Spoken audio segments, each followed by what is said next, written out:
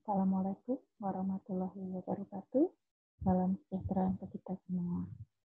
Ya, materi yang kita pelajari adalah masih standarisasi bahan alam, tetapi yang kita pelajari parameter yang berbeda dari minggu yang lalu. Kalau minggu yang lalu kita membahas tentang analisis kualitatif ya pada Simposia berdasarkan materi Medika Indonesia dan Farmakope Herbal Indonesia, yaitu pengujian organoleptik, makroskopis, dan mikroskopis untuk menentukan jenis Simposia. Nah, pada hari ini kita sudah masuk ke analisis kuantitatif, yaitu kadar air dan susu pengeringan. Jadi, susu pengeringan dan kadar air menjadi salah satu parameter dalam standarisasi bahan baku. Nah, jadi kadar air atau kandungan air, kandungan air itu dapat menyebabkan pertumbuhan mikroba, jamur, serangga karena lembab, begitu ya, sehingga organisme-organisme ini bisa mencemari Simplicia. Kemudian dengan adanya air, maka enzim-enzim pada sel-sel atau jaringan-jaringan serbuk Simplicia itu menjadi aktif dan bisa memicu beberapa reaksi-reaksi kimia yang akan berpengaruh terhadap metabolit atau kandungan kimia yang terdapat pada serbuk Simplicia. Contoh reaksinya bisa hidrolisis atau misal reaksi kimia yang lain dengan adanya air. Oleh karena itu, kadar air pada Simplicia itu harus dibatasi. Ada pembatasan supaya resiko-resiko ini tidak terjadi pada Simplicia. Nah, metode yang digunakan bisa gravimetri, yaitu dengan pemanasan dan penimbangan, kemudian dengan destilasi, menggunakan alat Stirling Bidwell, kemudian dengan cairan pembawa, yaitu toluen, kemudian ada titrimetri dengan reaksi Karl-Fischer. Nah, pada gravimetri, prinsipnya adalah dengan menguapkan Simplicia ya, pada suhu 105 derajat Celcius, sehingga di situ komponen-komponen yang mudah menguap akan teruapkan dan akan mengurangi bobot pada Simplicia. Nah, nanti bobot yang teruapkan ini diukur, itulah sebagai bahan nanti yang dihitung sebagai kadar bahan menguap melalui parameter susu pengeringan biasanya.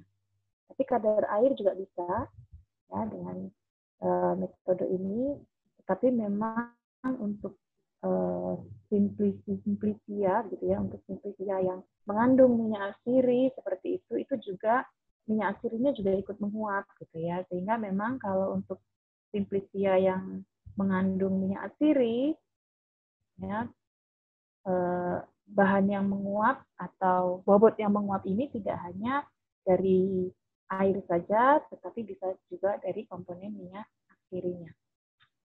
Nah, pada literatur Depkes 2000, ini adalah buku parameter standar umum ekstrak tumbuhan Indonesia. Ada dua parameter, yaitu non-spesifik dan spesifik.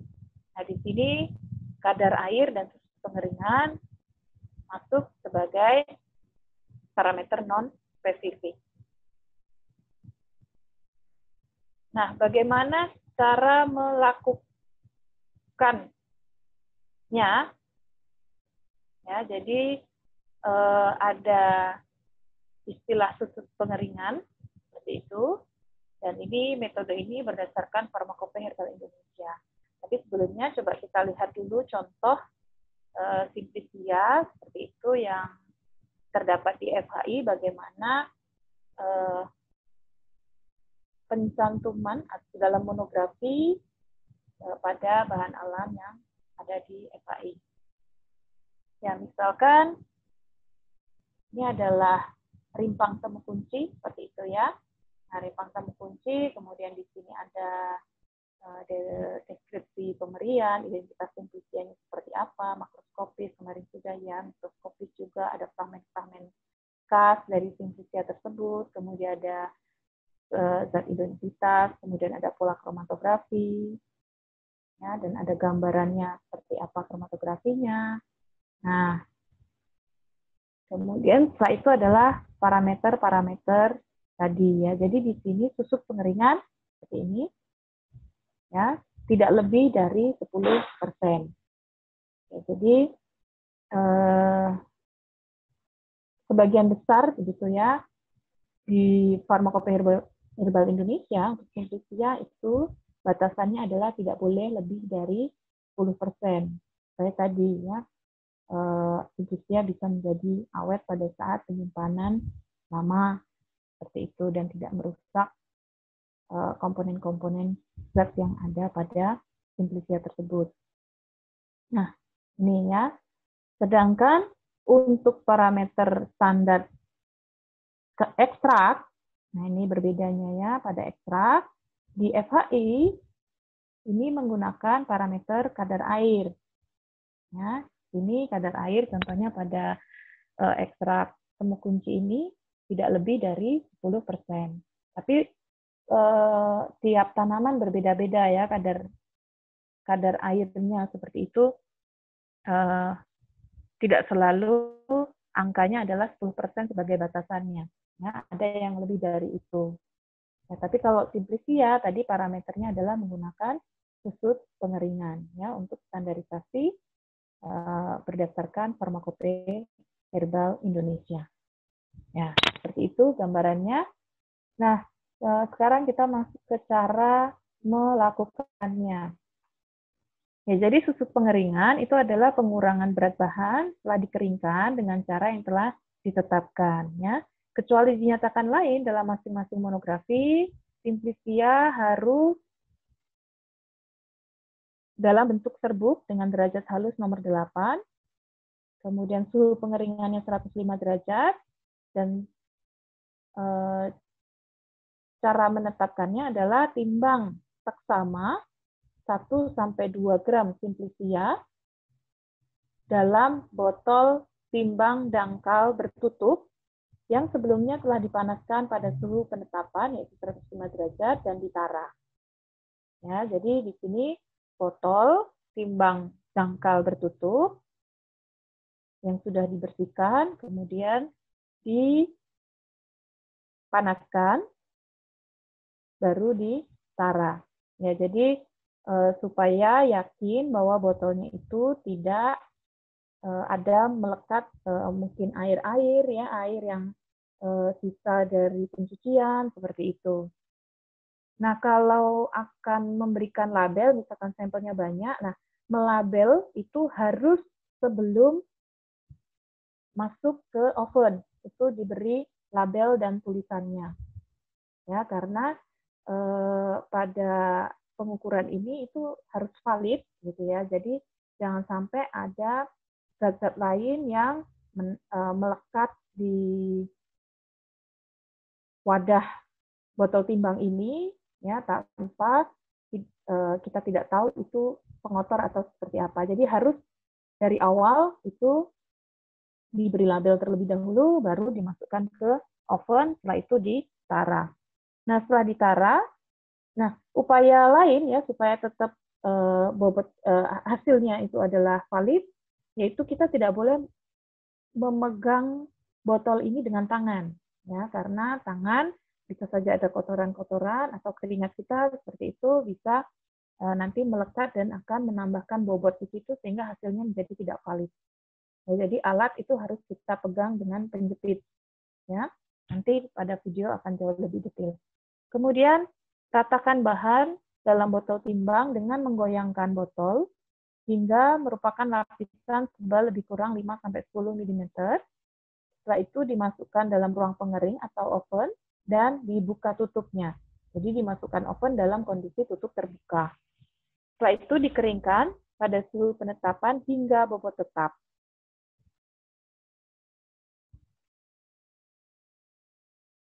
Nah, apa yang dimaksud dengan bobot tetap? Bobot tetap ya berdasarkan ketentuan FHI, ini adalah penimbangan dinyatakan sudah mencapai bobot tetap jika perbedaan 2 kali penimbangan berturut-turut setelah dikeringkan selama 1 jam tidak lebih dari 0,25% atau perbedaan penimbangan seperti tersebut di atas, yaitu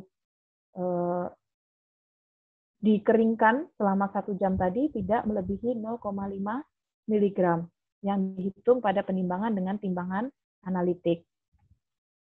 Nah, itu ketentuan dari bobot tetap. Ya, jadi bobot tetap itu bukan berarti harus sama, gitu ya, harus sama, tetapi ada batas toleransinya, ya, yaitu di sini adalah 0,5 mg.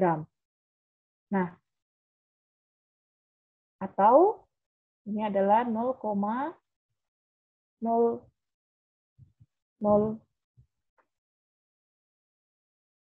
ya 0,5 mg itu adalah 0,0005 gram. Jadi angka 5 itu ada pada desimal ke-4 ya.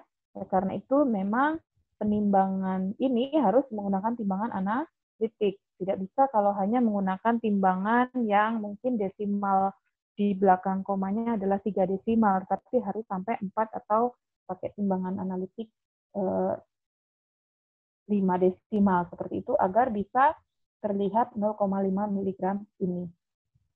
Ya, jadi prinsip dari teknis pelaksanaan FHI ini ya pengeringan. Jadi kita memasukkan sampel yang tadi ada di botol timbang, kemudian kita masukkan ke oven 1 jam atau beberapa jam dulu, gitu ya, ada dipanaskan. Kemudian setelah itu kita keluarkan. Setelah dikeluarkan nanti ditimbang bobotnya berapa. Kemudian kita masukkan lagi ke oven.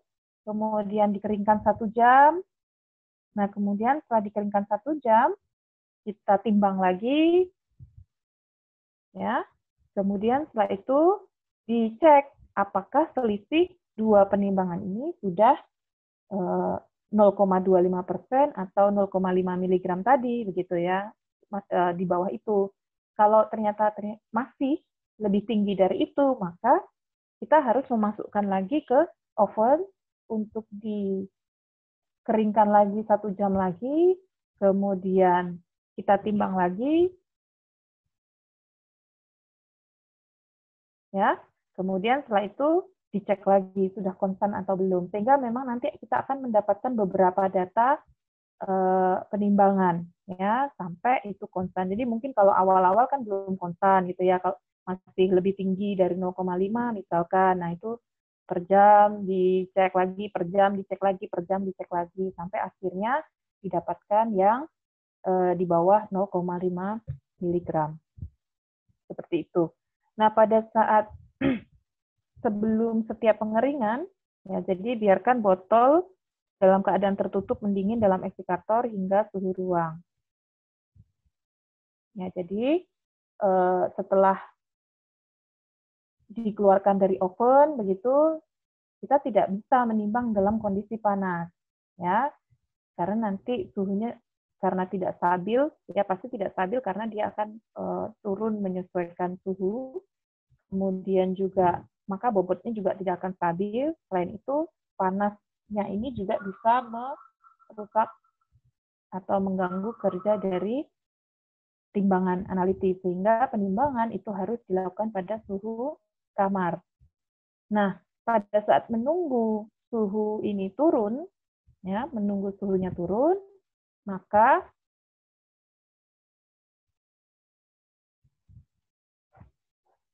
kita letakkan botol timbang ini di dalam eksikator atau desikator. Ya. Tujuannya adalah eksikator atau desikator itu ada silika gelnya yang akan menyerap lembab, ya, sehingga sampel kita, ya sampel panas itu kan cenderungnya higroskopis bisa menyerap lembab seperti itu. Tetapi dalam desikator ini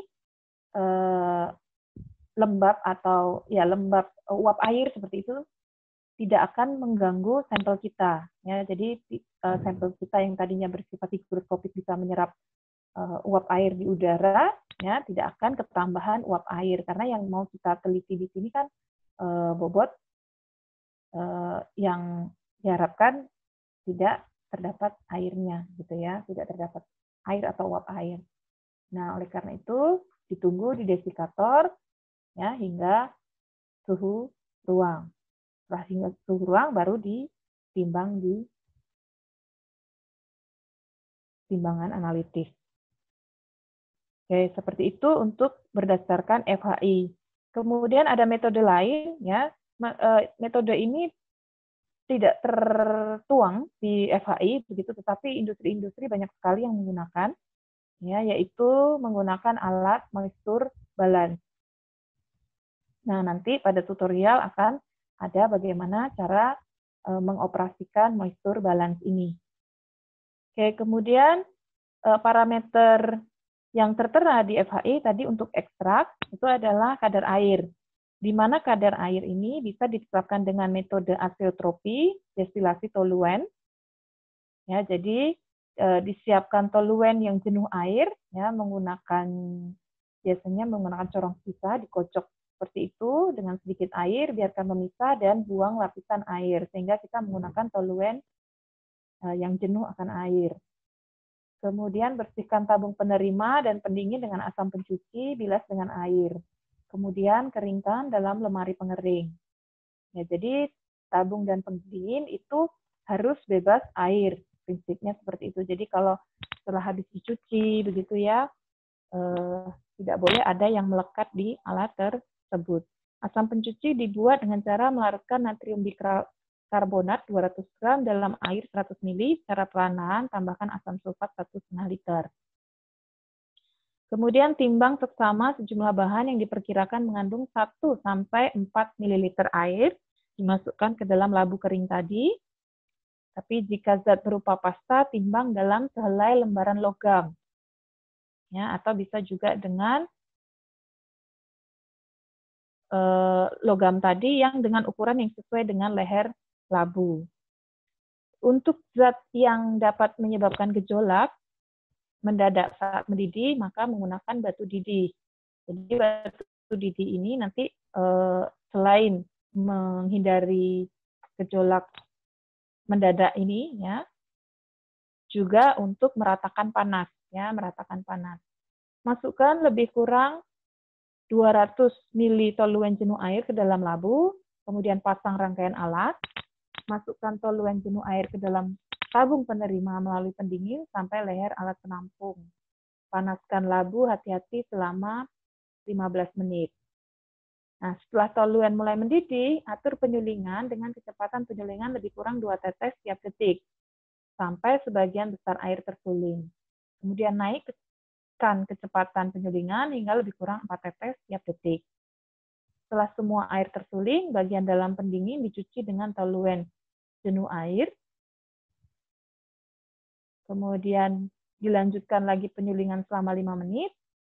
Dinginkan tabung penerima hingga suhu ruang, sambil dibersihkan dengan sikat tabung yang disambungkan pada sebuah kawat tembaga dan telah dibasahi dengan toluen jenuh air.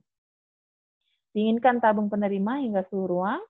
Jika ada tetes air yang melekat, maka digosok tabung pendingin dan tabung penerima dengan karet yang diikatkan pada sebuah kawat tembaga dengan basah yang sudah dibasahi dengan toluen jenuh air hingga tetesan air turun. Nah, kemudian setelah itu dibaca volume air yang diperoleh. Ya, volume airnya berapa nanti dihitung dibagi bobot bahan uji yang digunakan sebelumnya. Nah, berdasarkan FHI edisi 2, kadar air juga bisa ditetapkan dengan gravimetri. Ya, tetapi metode kerjanya di sini agak ada perbedaan dengan susut pengeringan tadi, ya. Tapi prinsip pelaksanaannya hampir sama, ya. Hanya masalah waktu saja yang agak berbeda dan parameter tertentu. Kita lihat timbang kurang lebih 10 gram sampel, ya, masukkan ke dalam wadah yang telah ditara, kemudian dikeringkan pada suhu 105 derajat Celcius selama 5 jam dan ditimbang. Kemudian lanjutkan pengeringan dan timbang pada selang waktu 1 jam, sampai perbedaan antara dua penimbangan berturut-turut tidak lebih dari 0,25%. Nah, di sini letak perbedaannya adalah dari jumlah sampelnya. Kalau tadi susut pengeringan, itu jumlah sampelnya 1 sampai 2 gram. Kalau di sini gravimetri, sampelnya adalah 10 gram.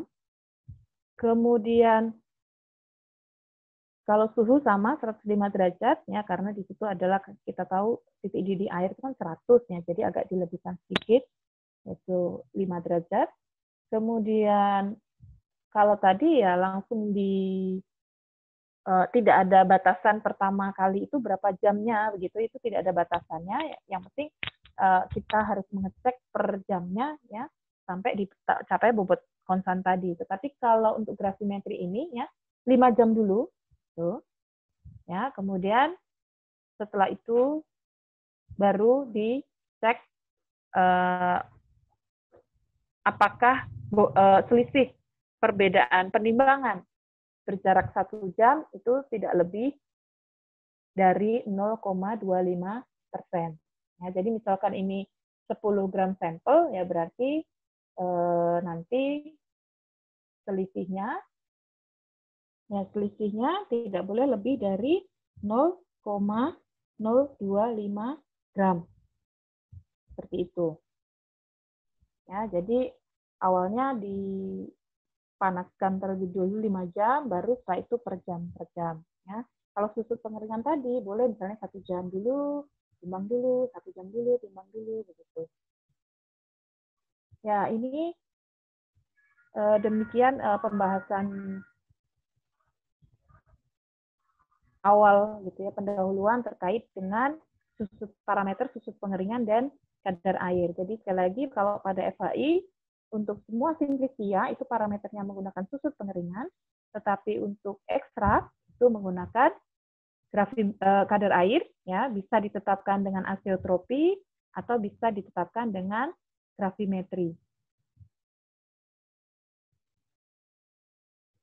Seperti itu.